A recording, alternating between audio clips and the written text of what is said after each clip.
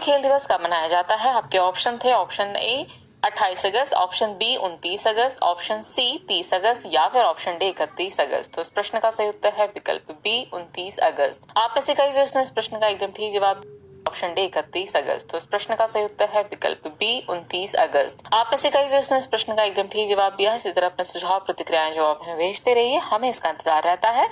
चलिए आगे की बात को एक्सप्लेनेशन से समझते हैं। 29 अगस्त 2023 को पूरे भारत में 12वां राष्ट्रीय खेल दिवस यानी नेशनल स्पोर्ट्स डे मनाया गया। क्यों मनाया जाता है राष्ट्रीय खेल दिवस? तो इसका उद्देश्य हॉकी के दिग्गज खिलाड़ी मेजर ध्यानचंद की जयंती के उपलक्ष्य में उन्हें श्रद्धांजलि देने के लिए मनाया जाता है।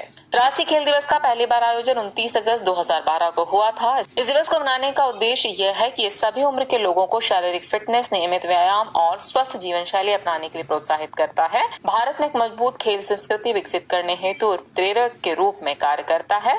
राष्ट्रीय खेल दिवस 2023 के प्रमुख बिंदुओं को देखें तो इस साल की थीम है sports are an enabler to an inclusive and fit society, यानी कि खेल समावेशी और फिट समाज के लिए एक संबल है। राष्ट्रीय खेल महासंघ पोर्टल यानी नेशनल स्पोर्ट्स फेडरेशन लॉन्च किया गया। ये पोर्टल सुशासन के लिए लॉन्च किया गया है। इस तरह इस प्रश्न का सही उत्तर है विकल्प बी 29 अगस्त। चलिए अब शुरुआत करते हैं आज के एपिसोड की। आज के एपिसोड का पहला प्रश्न है, निम्नलिखित में से कौन सी स्ट्रेट महाद्वीपीय एशिया और ताइवान को अलग करती है? आपके ऑप्शन है Formosa straight, Davis Strait, Malacca strait या फिर बेरिंग स्ट्रेट। तो इस प्रश्न का सही उत्तर है विकल्प ए फॉर्मोसा स्ट्रेट। चलिए एक्सप्लेनेशन देखते हैं। हाल ही में ताइवान और चीन के बीच ताइवान स्ट्रेट की संवेदनशील रेखा का उल्लंघन करने को लेकर तनाव बढ़ गया है। ताइवान जलडमरू मध्य के बारे में बात करें तो ताइवान जलडमरू मध्य, जिसे फार्मोसा जलडमरू मध्य भी कहा जाता है, ताइवान द्वीप और महाद्वीपीय एशिया को अलग करने वाली 180 किलोमीटर चौड़ी जलडमरू मध्य है। ये जलडमरू मध्य दक्षिण और पूर्वी चीन सागर के बीच दक्षिण पश्चिम से उत्तर पूर्व तक फैला हुआ है।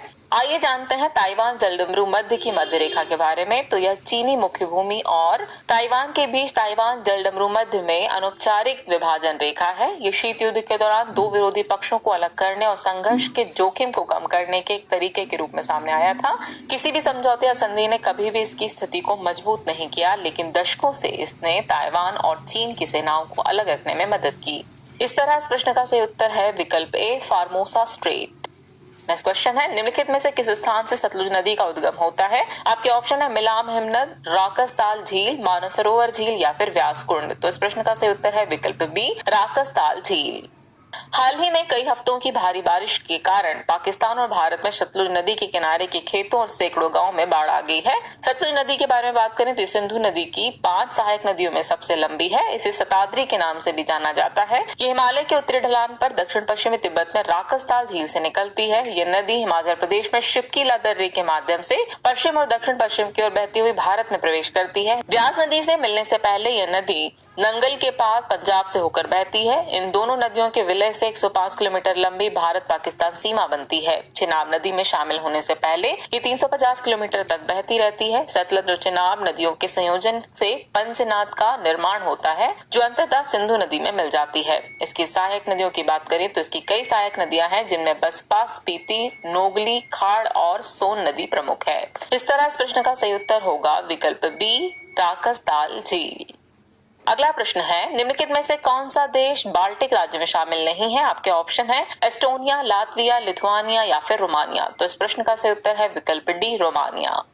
पोलैंड और बाल्टिक देशों ने औपचारिक रूप से बेलारूस से वैगनर समूह को निष्कासित करने का अनुरोध किया है। बाल्टिक राष्ट्रों के बारे में बात करें तो बाल्टिक राष्ट्र, जिन्हें अक्सर सामूहिक रूप से बाल्टिक राज्य कहा जाता है, उत्तरी यूरोप में बाल्टिक सागर के पूर्वी तट पर स्थित 3 देशों का एक समूह है। इनमें शामिल है एस्टोनिया, लातविया और लिथुआनिया। ये राष्ट्र पश्चिम और उत्तर में बाल्टिक सागर से, पूर्व में रूस से, दक्षिण पूर्व में बेलारूस से और दक्षिण पश्चिम में पोलैंड और रूस से एक एस्क्लेव से घिरे हुए हैं। इनकी राजधानियों की बात करें तो एस्टोनिया की राजधानी तैलिन है, लातविया की राजधानी रीगा है और लिथुआनिया की राजधानी विनियस है। एस्टोनिया और लातविया में लगभग 1/4 आबादी जातीय रूसी है। स्वतंत्रता की बात करें तो उन्होंने अपनी स्वतंत्रता पहले 1918 में प्रथम विश्व युद्ध के अंत में रूसी साम्राज्य से और बाद में 1990 के दशक की शुरुआत में सोवियत संघ से हासिल की। बाल्टिक राज्य 2004 से यूरोपीय संघ यानी EU के सदस्य हैं। इस तरह इस प्रश्न का सही उत्तर होगा विकल्प डी रोमानिया। अगला प्रश्न है, महानंदा वन्यजीव अभयारण्य किस राज्य में स्थित है? आपके ऑप्शन है छत्तीसगढ़, पश्चिम बंगाल, ओडिशा या फिर झारखंड। तो इस प्रश्न का सही उत्तर है विकल्प बी पश्चिम बंगाल। हाल ही में न्यू जलपाईगुड़ी और अलीपुरद्वार जंक्शन के बीच चलने वाली टूरिस्ट स्पेशल ट्रेन का लोको महानंदा वन्यजीव अभयारण्य के प्रवेश बिंदु पर डिब्बों से अलग हो गया। महानंदा वन्यजीव अभयारण्य के बारे में बात करें तो ये पश्चिम बंगाल के दार्जिलिंग जिले में स्थित है। ये हिमालय की तलहटी में और तिस्ता और महानंदा नदियों के बीच स्थित है। इसे 1955 में बच्चों के लिए खेल अभयारण्य के रूप में शुरू किया गया था। 1959 में इसे मुख्य रूप से भारतीय बाइसन और रॉयल बंगाल टाइगर की रक्षा के लिए अभयारण्य का दर्जा मिला। इस तरह इस प्रश्न का सही उत्तर है विकल्प बी, पश्चिम बंगाल। अगला प्रश्न है, निम्नलिखित में से किससे नभमित्र डिवाइस संबंधित है? आपके ऑप्शन है मछुआरों से, किसानों से, उद्योगों से या फिर इनमें से कोई नहीं। तो इस प्रश्न का सही उत्तर है विकल्प ए, मछुआरों से। हाल ही में इसरो अंतरिक्ष अनुप्रयोग केंद्र अहमदाबाद ने निदकारा में नभमित्र डिवाइस का सफलतापूर्वक परीक्षण किया। नभमित्र डिवाइस के बारे में बात करें तो ये मछुआरों की सुरक्षा के लिए विकसित एक उपग्रह आधारित संचार प्रणाली है। ये समुद्र से और समुद्र तक दो तरफा संदेश सेवा को सक्षम बनाता है। मौसम और चक्रवात की चेतावनी स्थानीय भाषा में दी जाएगी। पलटने और आग लगने जैसी आपातकालीन स्थितियों में मछुआरे डिवाइस पर एक बटन दबा सकते हैं और नियंत्रण केंद्र से संपर्क कर सकते हैं। अगला प्रश्न है, भारतीय संसद की कार्यवाही में शून्यकाल का अर्थ है। आपके ऑप्शन है जब विशेषाधिकार प्रस्ताव स्वीकृत होता है, प्रश्नकाल के ठीक पश्चात का काल, प्रश्नकाल के पूर्व का काल या फिर सत्र का प्रथम घंटा। तो इस प्रश्न का सही उत्तर है विकल्प बी, प्रश्नकाल के ठीक पश्चात का काल।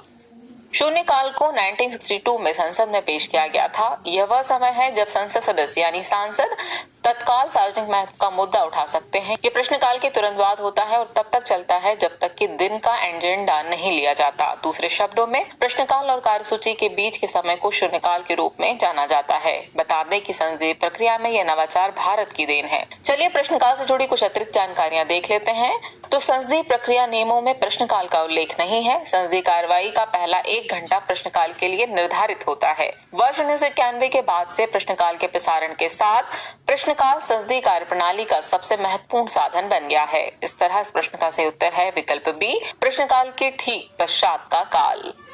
अगला प्रश्न है, निम्नलिखित में से किस देश की सीमा भूमध्य सागरीय देश ग्रीस से नहीं मिलती? आपके ऑप्शन है अल्बानिया, उत्तरी मैसेडोनिया, बुल्गारिया या फिर इटली। तो इस प्रश्न का सही उत्तर है विकल्प डी, इटली। हाल ही में भारत और ग्रीस ने आपसी संबंधों को व्यापक रणनीतिक साझेदारी के स्तर तक बढ़ाने हेतु एक महत्वपूर्ण कदम उठाया है। इस साझेदारी का उद्देश्य व्यापार को दुगना करना, रक्षा एवं सुरक्षा सहयोग बढ़ाना तथा साझा चुनौतियों का समाधान करना है। ग्रीस के बारे में बात करें तो ग्रीस दक्षिण यूरोप में भूमध्य सागर पर एक लंबी तटरेखा वाला देश है। इसकी सीमा अल्बानिया, उत्तरी मैसेडोनिया, बुल्गारिया और तुर्की से लगती है। ग्रीस दुनिया की सबसे पुरानी सभ्यताओं में से एक है और इसे पश्चिमी सभ्यता का उद्गम स्थल माना जाता है। ये लोकतंत्र, दर्शन, रंगमंच एवं ओलंपिक खेलों का जन्म स्थल है।